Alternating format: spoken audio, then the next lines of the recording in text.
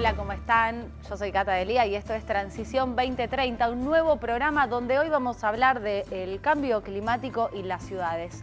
¿Cómo se está pensando adaptarse, mitigar los daños, los efectos de los fenómenos más extremos? Vemos las imágenes de Málaga, de Valencia, de Cataluña y de tantas otras ciudades afectadas tanto por fenómenos climáticos extremos, olas de calor, olas polares. Bueno, vamos a hablar con referentes de la materia que nos van a contar qué están pensando para las ciudades argentinas y qué se hace en el mundo. Bienvenidos.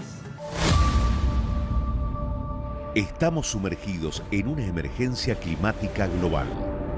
Los efectos del cambio climático son innegables.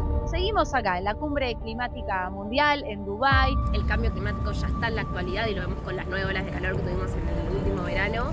En el futuro va a ser aún peor si hoy en día no se toman esas decisiones correctas. Have language on fossil fuel in our final agreement for the first time ever. Nuclear energy is low level radioactivity. It's not dangerous. Nuestro país cuenta con un gran potencial para la transición energética. Tenemos una de las reservas más importantes de litio del mundo, grandes extensiones para energía eólica y solar, caudalosos ríos y lagos para la actividad hidroeléctrica y un reservorio de gas para abastecerse y exportar. Vaca muerta. Vaca muerta. Vaca muerta. Vaca muerta. Vaca muerta. El desafío está a la vista y la necesidad es urgente. El futuro es nuestro y debe ser sustentable. Y le damos la bienvenida a nuestros dos primeros invitados del programa de hoy. Está Cintia Goitía, que es directora de la Maestría de Economía Urbana de la Universidad Torcuato Di Tella, más adecuado para hablar de este tema que ella no hay hoy. Cintia, gracias por venir. No, muchas gracias a ustedes por invitarme. Y hay otro profesor de la Di Tella, que es Gastón Gertner, que es director ejecutivo del Centro de Evaluación de Políticas Basadas en la Evidencia de la Universidad Torcuato Di Tella. Vas a hablar con mucha evidencia hoy, Gastón. Esperemos, sí, gracias. Gracias por venir a los dos. Bueno, a ver, quiero arrancar preguntándoles directamente por el rol de las ciudades, ¿no? Pensamos, van a tener de fondo ustedes Valencia, Málaga, lo que pasó, que quizás fue muy extremo de la Dana hace unos meses en España, pero bueno, tenemos olas de calor, tenemos olas polares, tenemos tantos efectos climáticos sobre las ciudades y la pregunta es ¿cuál es el rol de las ciudades? Mira, las ciudades tienen un rol clave en resolver la crisis climática. Básicamente cuando pensamos en el mundo en general, 60% de la población vive en ciudades y 70% de las emisiones se originan en las ciudades.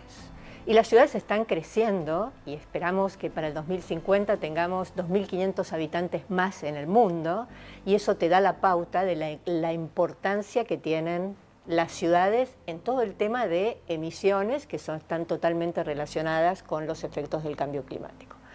América Latina viene creciendo muchísimo en sus emisiones. O sea, si bien el porcentaje que representa en el contexto mundial de emisiones es muy bajo, viene creciendo mucho. Y todo eso es central a lo que pasa en las ciudades. Transporte, sí, que hace emisiones muy grandes, y el sector residencial. El sector residencial genera muchas emisiones. El sector residencial genera muchas emisiones. En Argentina, por ejemplo, alrededor del 15% de las emisiones son del sector residencial. No tenía idea, la verdad, que el sector residencial genera más emisiones que otros. Sí, y más que la industria, por ejemplo. Más que la industria. ¿Por qué? En las ciudades, el sector residencial representa el 15% de las emisiones y casi el 50% del consumo de energía. ¿Es por el consumo de energía? Por el consumo de energía, exactamente.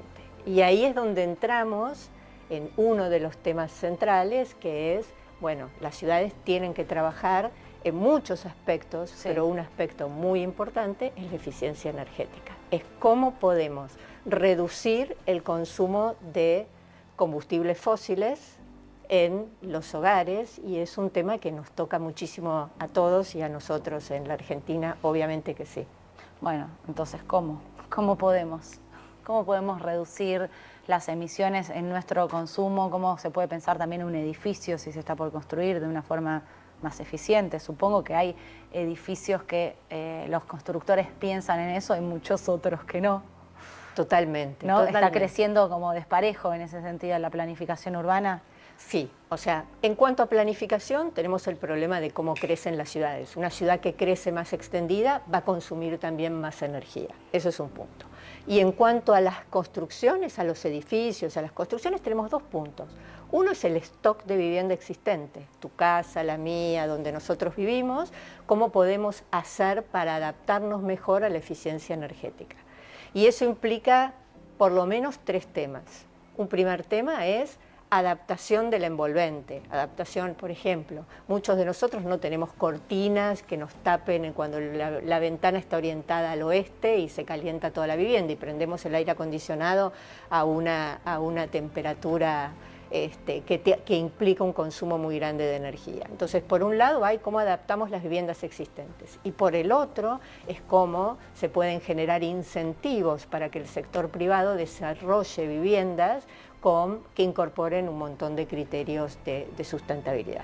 Pero eso no es todo, tenés también el consumo de los hogares. Los hogares no tienen mucha idea de cómo están consumiendo. No, es que la realidad es que tenemos que hacer un baño de autocrítica, pero no lo hacemos la gran mayoría de los ciudadanos. No lo hacemos. ¿Y cómo podemos saber eso? Mira, ¿Y cómo se puede incentivar también a la ciudadanía? Bueno, podemos trabajar un poco en esa parte de la información y la brecha de conocimiento y cómo traer a un valor cotidiano de todos los días, tener este conocimiento más directo sobre lo que son nuestros consumos, cuánto representa las actividades que tenemos en nuestras casas respecto de dos cosas, el nivel de consumo y cuánto de eso genera y se traduce en emisiones. ¿Y cómo lo puedo saber yo, por ejemplo? O alguien que está mirándote del otro lado, Gastón. No, yo creo que eso todavía requiere, la información está, o sea, los datos existen. Hoy una distribuidora de electricidad en un área metropolitana, en la ciudad de Buenos Aires, tiene data concreta sobre el nivel de consumo, la extensión de los medidores está creciendo y hay artefactos específicos que miden el nivel energético o cuánto del consumo de todo el hogar en un periodo viene de la heladera, viene de la internet, viene de la televisión o del equipo de aire acondicionado. No entonces, tanto secador de pelo. No, pensé que el secador de pelo. La heladera, por ejemplo, la heladera, no porque lo usas un minutito y ya está. En cambio, la heladera la tenés prendida todo el día. Y nada más que 5% de las heladeras en el país cumplen con los requisitos de eficiencia, de etiquetado para eficiencia energética, que son más A o hay que mirar que diga hay que mirar la etiqueta. Si hay alguien que está por cambiar la heladera, ¿qué tiene que mirar? Que tiene que mirar que diga que por lo menos es un más A.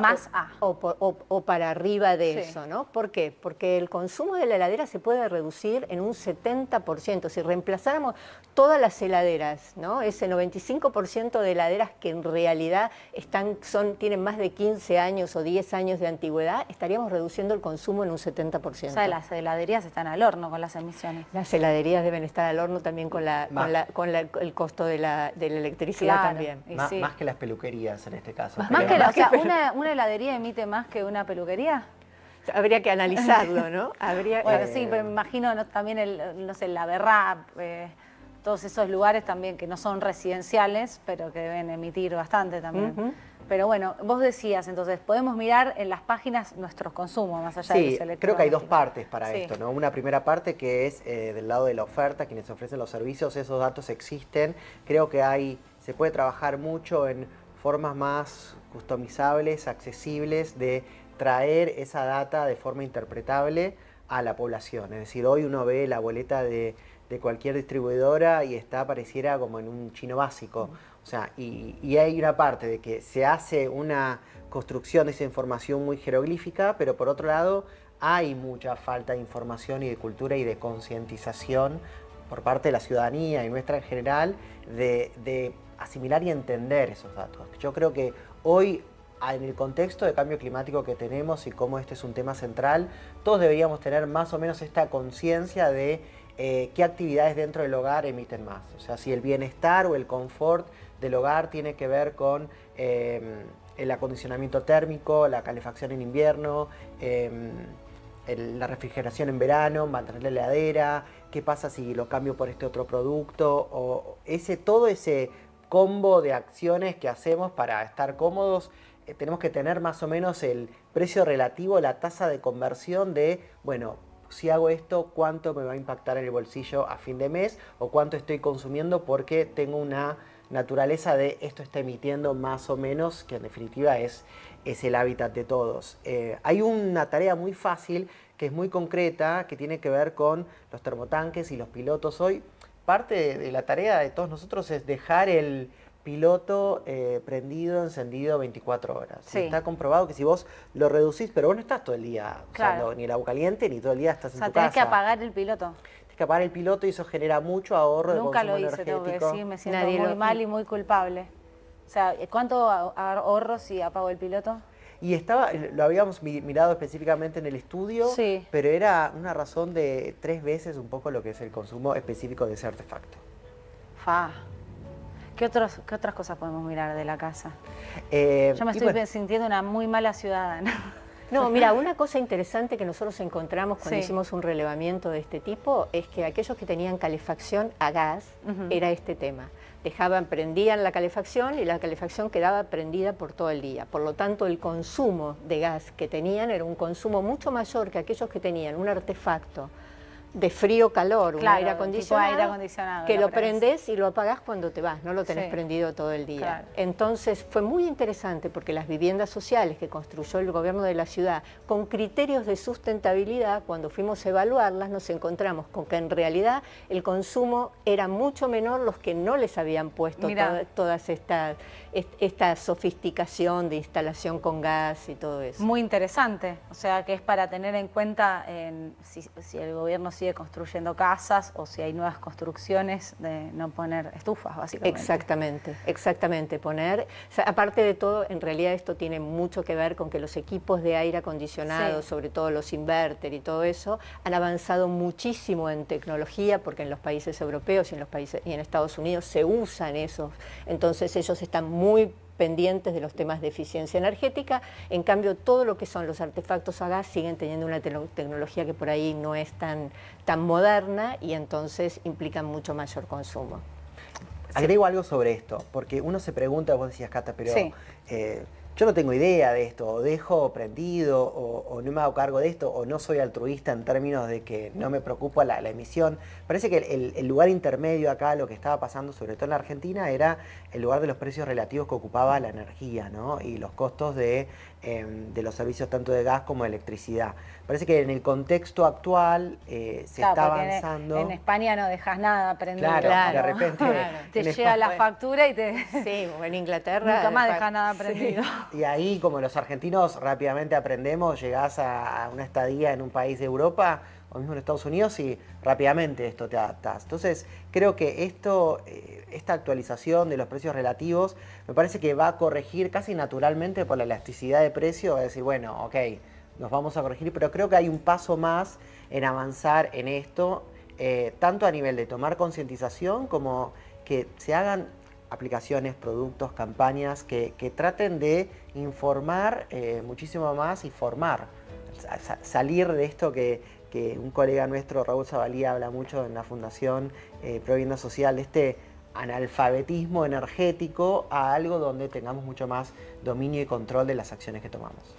Y pensar que los beneficios son inmensos. Primero, porque si reducimos el consumo, reducís tu cuenta de electricidad en tu vivienda, estás emitiendo menos, reducís también el nivel de subsidios que el gobierno tiene que dar, ¿no?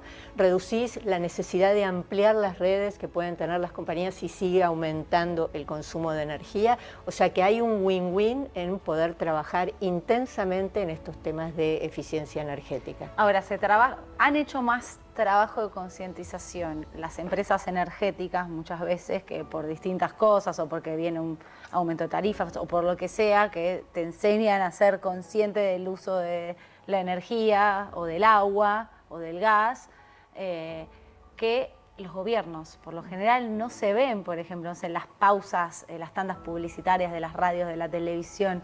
No ves demasiado eso. Entonces tampoco, yo les pregunto qué incentivos también tiene la ciudadanía, ¿no? Que, bueno, cada uno vive en su mundo, en sus urgencias, y que muchas veces, lamentablemente, por más que vemos cada vez más fenómenos extremos, hasta que no te tocan o le tocan a alguien que conoces, no los tenés en cuenta en tu vida cotidiana.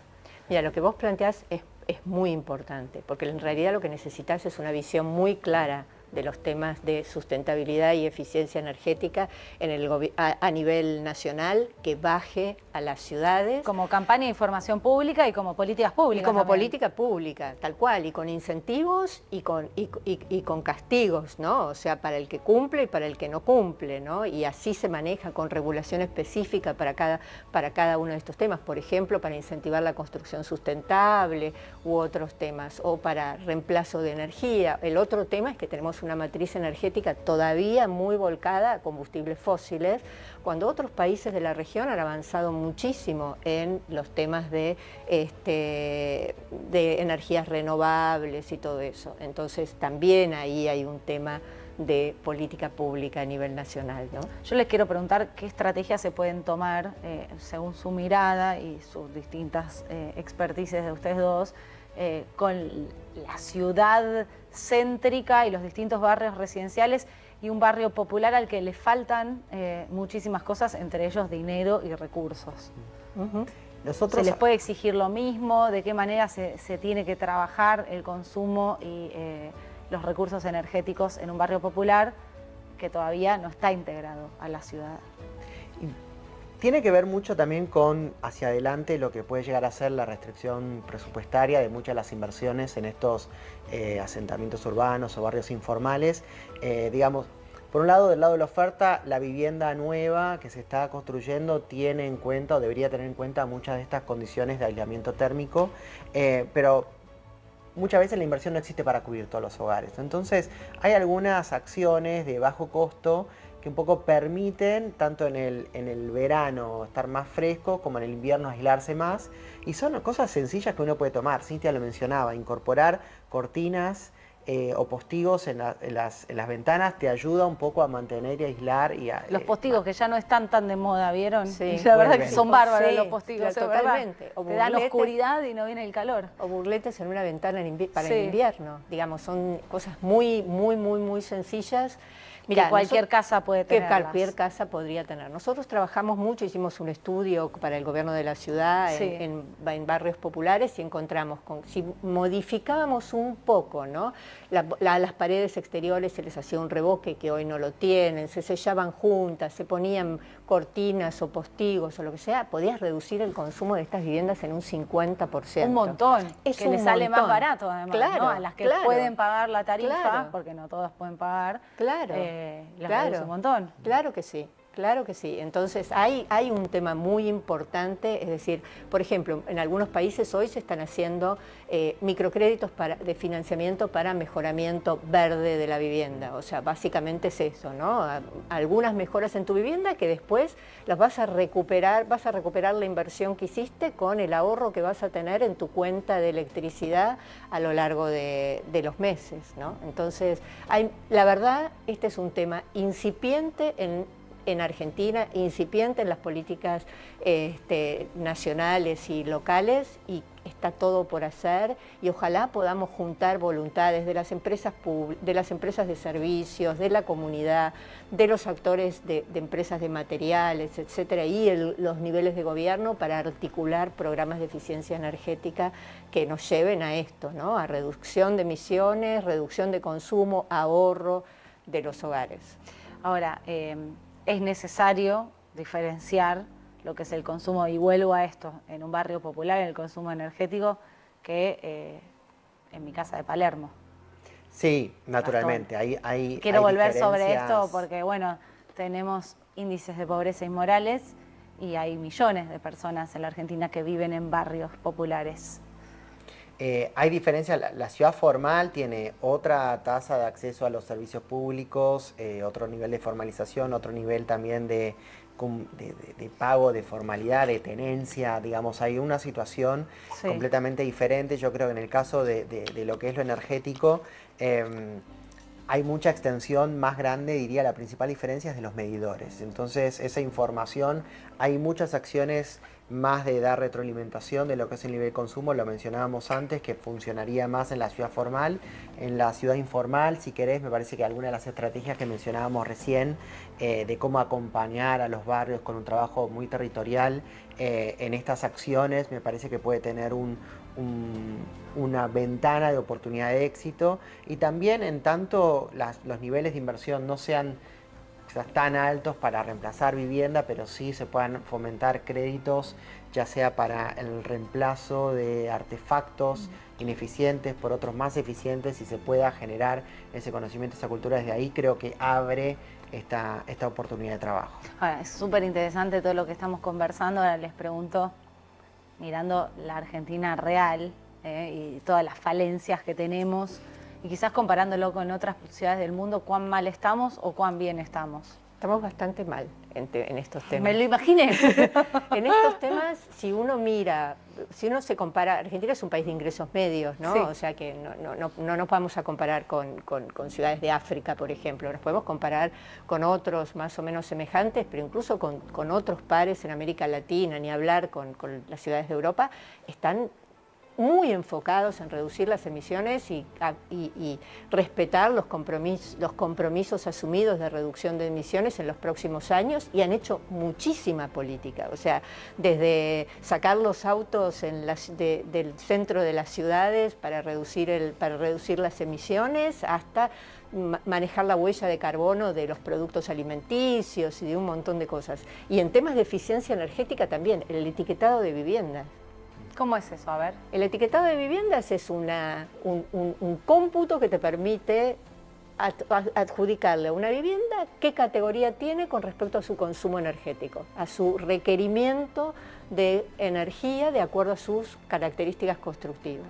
Como la etiqueta que yo te dije de la heladera, sí, pero hay etiquetas para las viviendas. ¿Y quién lo certifica eso? ¿Los gobiernos municipales? Hay organismos que certifican eso, y eso hace que vos vayas a comprar una vivienda, sí, y que sepas de antemano cuánto va a significar con tu consumo de energía. Claro, que está buenísimo, además porque, a ver, si no lo pensás por la conciencia ambiental, pensalo por tu bolsillo. Por su bolsillo, totalmente. Y genera un incentivo a que la gente mejore la etiqueta de su vivienda, porque después eso puede estar atado también a políticas del mercado de alquiler. O sea, un alquiler, por ejemplo, que tiene un alto consumo, vale menos en el mercado, tiene otras penalidades también en el mercado. Entonces, la política está como más estructurada para que estos temas no sean un tema aislado, sino que sean una parte integral de todo el desarrollo de la ciudad. Ahora, Cintia, Gastón, si tenemos que mirar ciudades del mundo que, bueno, pueden ser un faro para mirar a la Argentina y nuestras ciudades, ¿qué podemos mirar? Que dicen, bueno, yo miro mucho el ejemplo de... Mira, yo miro mucho las ciudades de América Latina, porque en realidad, si vos te pones a pensar, son parte de nuestra región y todo eso. Uruguay ha totalmente reemplazado su matriz energética por energías renovables. Es como el faro de Uruguay, ¿no? Es como el faro. En temas de transporte, todos los países de América Latina hoy, o todas las grandes ciudades de América Latina, tienen una flota de vehículos eléctricos, o sea, de transporte público de vehículos eléctricos, y con eso también ¿La gran mayoría de las ciudades grandes de América Latina? La mayoría de las ciudades grandes. Santiago. ¿Y Buenos Aires? Buenos Aires tiene uno, creo. O sea, nada, y hay muy mal. Estamos muy mal en la movilidad, en todos los temas de movilidad eléctrica. Después hay... No me animo a preguntar por qué, pero ¿qué más? Hay, por ejemplo, otros países tienen financiamiento verde para que los desarrolladores que producen vivienda puedan incorporar medidas de sustentabilidad, y eso después beneficia a los hogares que compran esa vivienda y tienen un consumo más reducido. O sea que en distintos aspectos de las políticas urbanas están incorporados estos criterios como parte de una política pública. Sí, y en el por qué, a ver, creo que también hay cosas, para no entrar en las respuestas... No, pero bueno, pero sí pensar por qué, a ver, Buenos Aires, uno piensa Argentina, y este programa se llama Transición 2030, nos cansamos de escuchar las oportunidades que tiene la Argentina justamente para transicionar hacia energías limpias. Hay mucha gente de distintos sectores de la economía pensando en cómo integrarlo, y sin embargo me dicen, tenemos litio en Argentina, por ejemplo, para pensar en otro tipo de transporte. Y me decís que hay un solo colectivo que no emite. Sí. Sí, bueno, más allá de quiero caso entrar del en las razones, no transporte, sé, qué sé yo. No, recién pensaba también en esta comparación con los países o las ciudades europeas Sí. respecto al consumo energético. No, pero además también. pienso en los bondi del conurbano que, o sea, a ver, no tienen la culpa, ¿no? Caño de escape. El caño de escape, sale una nube negra, Sí. y claro, estamos hablando de estos temas, pero después es como, sí, la expectativa y la realidad de lo que Totalmente. pasa. No, yo creo que muchos países han sido, primero, inteligentes. Hay una porción que tienen más conciencia de la agenda climática y de cómo adelantar y redireccionar inversiones en este Sí. sentido. También es cierto que muchas ciudades han tenido condiciones de estrés hídrico, por ejemplo, como lo tiene Madrid, como lo tiene San Pablo, que hacen que a la fuerza, por ejemplo, Los hayan obligaron a tenido tener que tomar acciones de cuidado, conservación del recurso, ahorro, sobre todo hablando del consumo de agua. Y en energético lo mismo, ya sea por el precio relativo y demás. Creo que en la Argentina hemos estado también con muchas de las ventajas de la disponibilidad de recursos, que siempre es como la gran bendición argentina, que ha sido también que en vez de aprovecharnos para pararnos y tomar ese envión, nos hemos quedado un poquito más retraídos porque sabemos que la Tierra, el lugar del mundo donde estamos o nuestras condiciones proveerán. Creo que ahora parte de ese cambio o la agenda 2030, 2050 nos está un poco empujando a emparejarnos, ¿no? Y les pregunto porque hace un tiempo el presidente Milei decidió retirar a la delegación argentina de la Cumbre Climática Mundial de Azerbaiyán, que fue la última COP. Yo me había ilusionado porque en la primera COP que le toca a Milei manda a Marcia Levashi a la COP de Dubái, y después estuvo la COP este año de biodiversidad en Cali, donde también enviaron a la secretaria de Ambiente, Ana Lamas. Sin embargo, la última COP ya retira a todo el personal diplomático y justo coincide también con, bueno, un cambio de gobierno en Estados Unidos de un Donald Trump que en su momento se salió del Acuerdo de París y que ya anticipó. Veremos si lo hace, que va a seguir en esa misma senda. ¿Cómo afecta eso a pensar ciudades también? Porque entiendo que no es lo mismo quienes están rigiendo el poder en el mundo, más allá después de que se impone la agenda de me viene la dana, me inundó todo y tengo que pensar otro tipo de ciudad porque ¿qué hago la próxima? Sí, mira, yo vengo de un congreso internacional que se hace, el Congreso Global que organiza Habitat, Naciones Unidas, acaba de terminar la semana pasada, y hay un consenso muy grande, más allá de que un par de actores estén en disidencia con estos temas, porque también hay un reclamo de la población, o sea, hay un reclamo de la población de que quieren una mejor calidad de vida, de que se toma un poco de conciencia de la crisis climática y de cómo eso puede llevar a consecuencias realmente irreversibles en todo eso.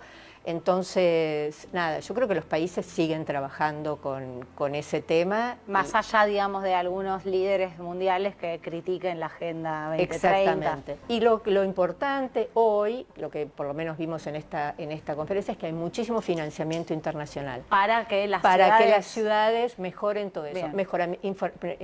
Financiamiento de impacto, o sea, todo lo que es las finanzas de impacto, que en realidad no buscan una rentabilidad, sino que buscan un beneficio social.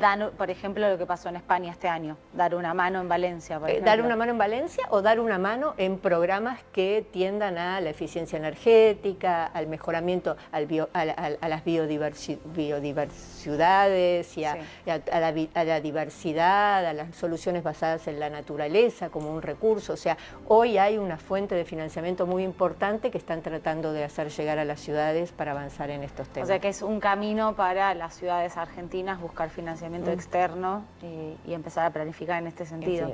Ahora, estamos lejos, decís vos, estamos mal.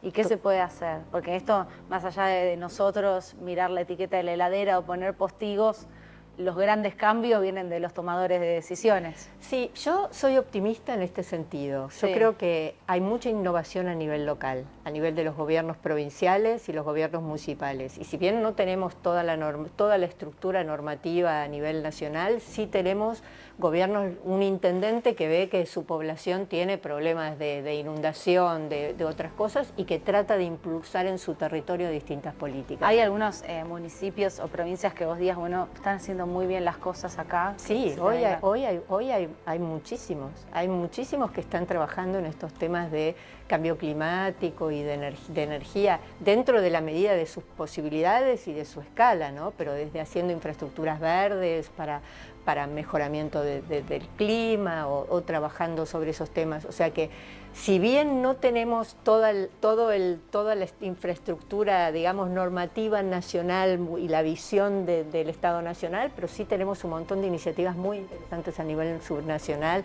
de todas estas ciudades, de ciudades en La Pampa, en el norte del país y todo, que a mí me dan mucho aliento de pensar de que las cosas van a ir avanzando. Y esas ciudades también son las que van a ser las receptoras de mucha de la inversión, y hoy el financiamiento a nivel global está buscando un poco, porque sabe cómo es el horizonte de tiempo, que parte de esa rentabilidad va a tener que estar ajustada a los cambios de normativas que vengan para cumplir con los protocolos, ¿no? Entonces me parece que ahí también hay espacio de ajuste, porque saben que todas las inversiones vienen con la letra chica al final que dice qué acciones de mitigación, de adaptación, de inversión se están haciendo. Y yo también soy optimista de la innovación, de todo lo que hay detrás de ciencia y tecnología para el agro, para sistemas de irrigación. Creo que hay una oportunidad de talento, de ciencia en la Argentina para explotar los sectores donde somos competitivos. Interesante. Bueno, cuando dije que los tomadores de decisiones eran los que realmente marcaban el cambio, hiciste una cara porque para vos es muy importante también el rol de los consumidores. ¿O me equivoco, Gastón?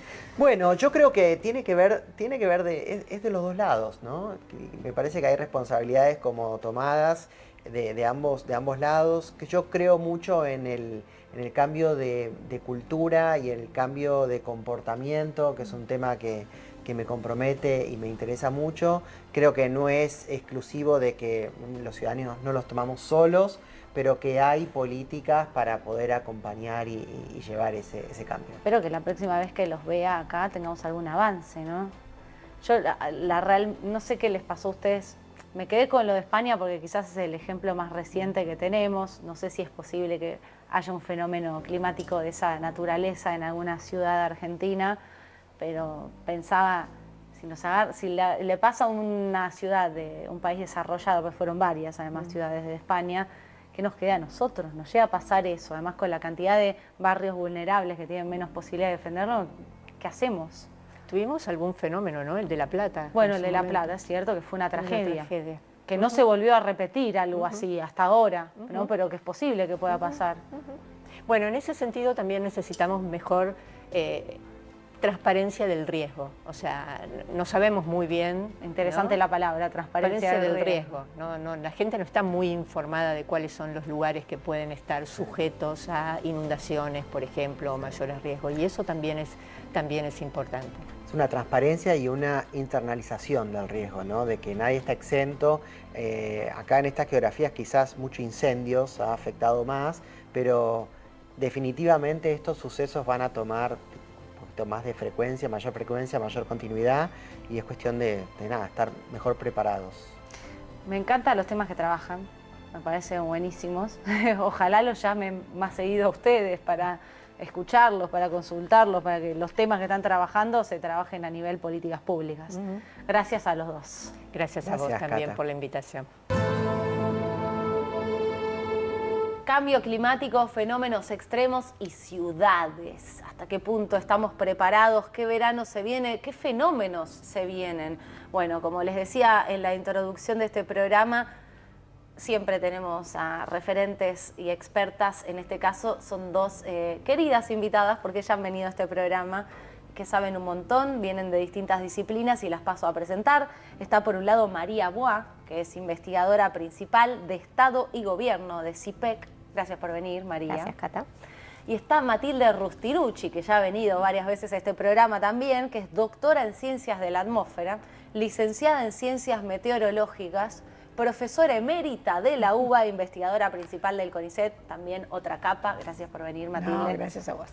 Bueno, a ver, quiero arrancar por lo más general, que es que verano se viene, Matilde, ya estamos casi. Ya estamos casi en el verano, sí. Y si bien no se espera un verano tan caluroso, sí todavía se esperan días muy calurosos. ¿Van a haber olas de calor o días muy calurosos? Sí, olas de calor y días muy calurosos. Sí se espera eso, porque está asociado en general con poca precipitación, porque todavía estamos medio en déficit de precipitación, no estamos recuperando. Eso es malo para el campo, que digo, mucha gente que nos mira del interior.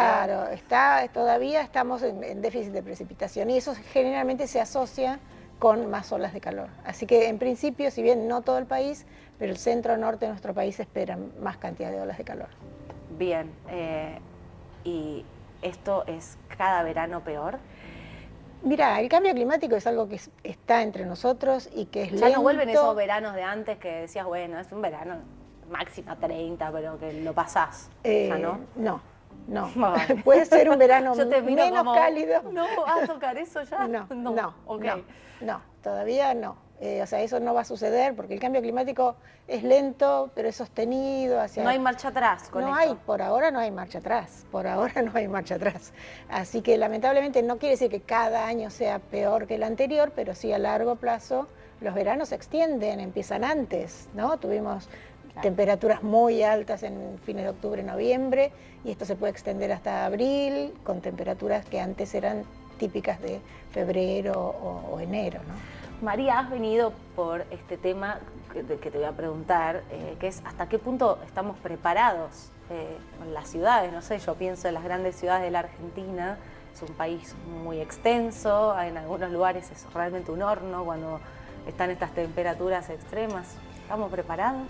Estamos preparados, que es una pregunta difícil, ¿no? Nadie en el mundo está preparado porque, como Matilde señala y tomamos mucha referencia de sus trabajos, en realidad el mundo está más caliente en general y cada ciudad se tiene que ir adaptando a esta nueva situación. Ella recién hablaba de las olas de calor, ¿no? Las olas de calor, por ejemplo, en las últimas décadas aumentó en cada ciudad del país, o sea, nosotros ya lo vimos con los datos del Servicio Meteorológico, y la cantidad de días de calor por década aumentó, por ejemplo, no sé, en Neuquén, de decirte 3 a 10 días de ola de calor por mes. Te estoy tirando los números así en el aire, pero para que te des una idea de que esto pasa en todo el país, ¿no? Que va cambiando. ¿Y cómo se preparan?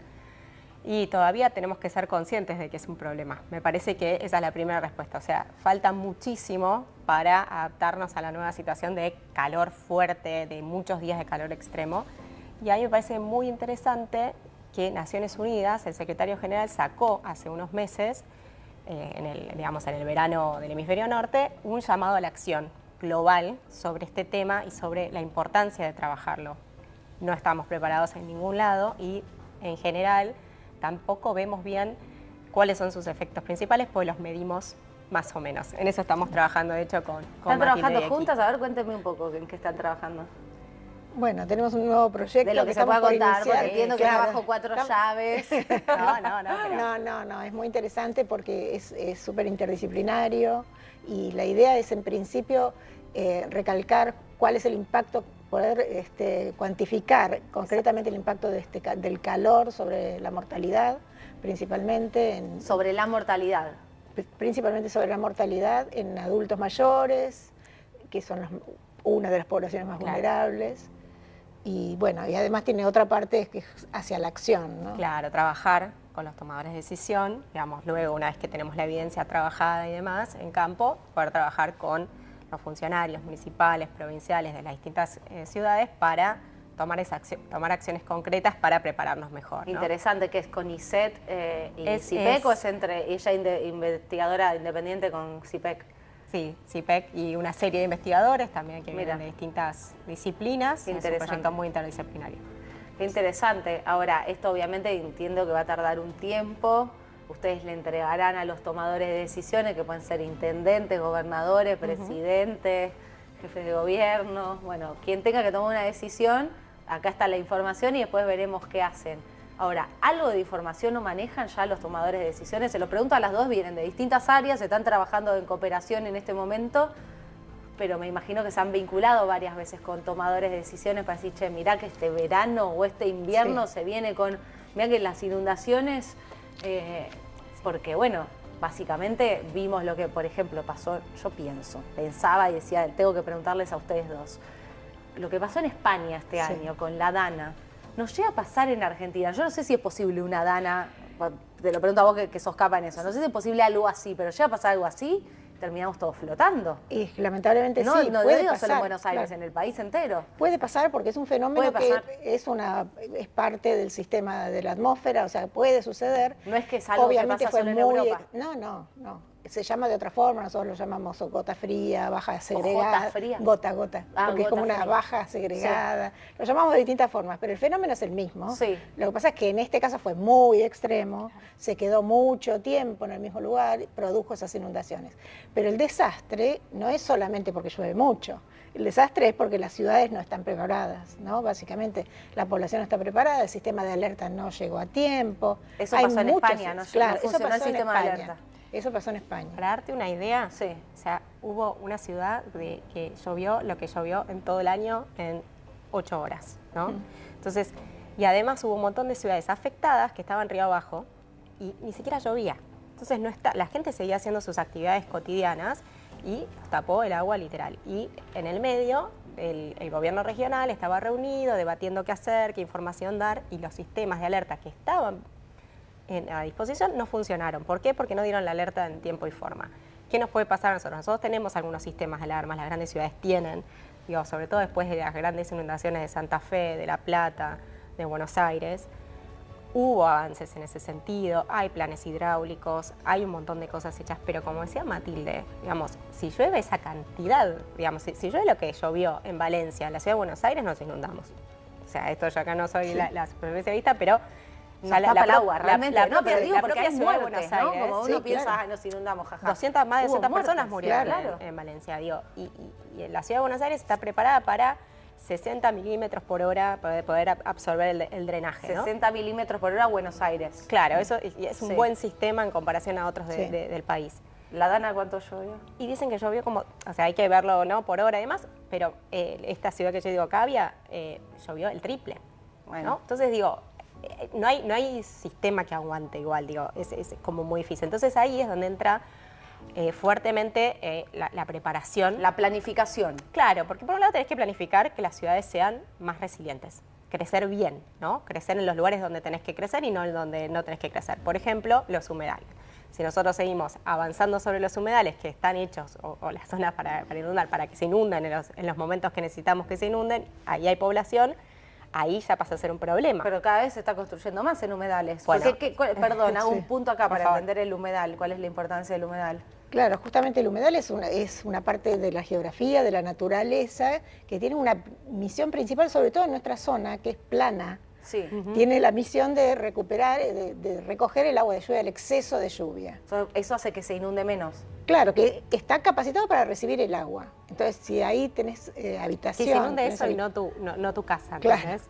Si ahí tenés población, tenés casas y tenés un montón de construcciones sin planificación, la consecuencia puede ser brava, ¿no?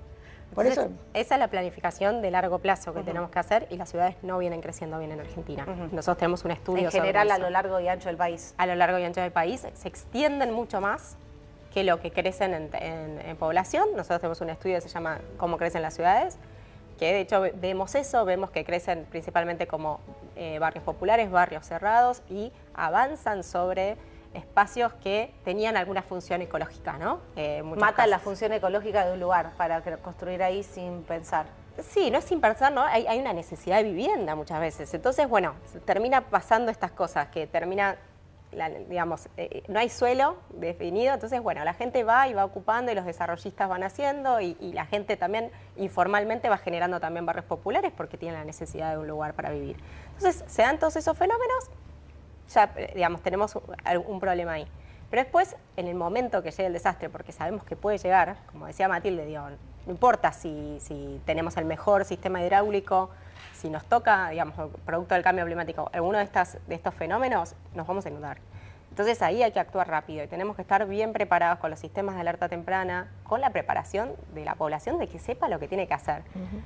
¿Vos sabés lo que tenés que hacer si nos inundamos? No tengo la menor idea. Exactamente. Bueno, ese es un tema que tenemos. y les escribo a ustedes. Claro, porque el sistema de alerta... No, pero necesitamos que lo definan los gobiernos, ¿no? Porque, claro. digo, yo te pero puedo ¿alguien decir... sabe que se puede hacer? Sí, Digo, por se empieza a inundar supuesto. Buenos Aires, ¿a dónde me voy? O se inunda Córdoba, no sé, decir otra ciudad del país. Exacto. ¿A dónde vas? Sí, bueno, muchas veces no te tenés que ir a ningún lado, claro. o te tenés que ir a lugares altos. Eso es lo que importa. Lo importante es que, digamos, los gobiernos justamente lo tengan mapeado y a los que están en mayor riesgo los comuniquen y los preparen, ¿no? Sí.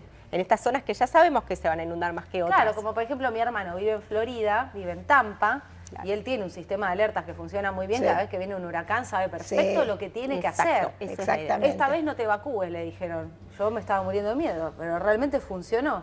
Las otras veces se tuvo que evacuar y también funcionó. Si no se evacuaba, sonaba.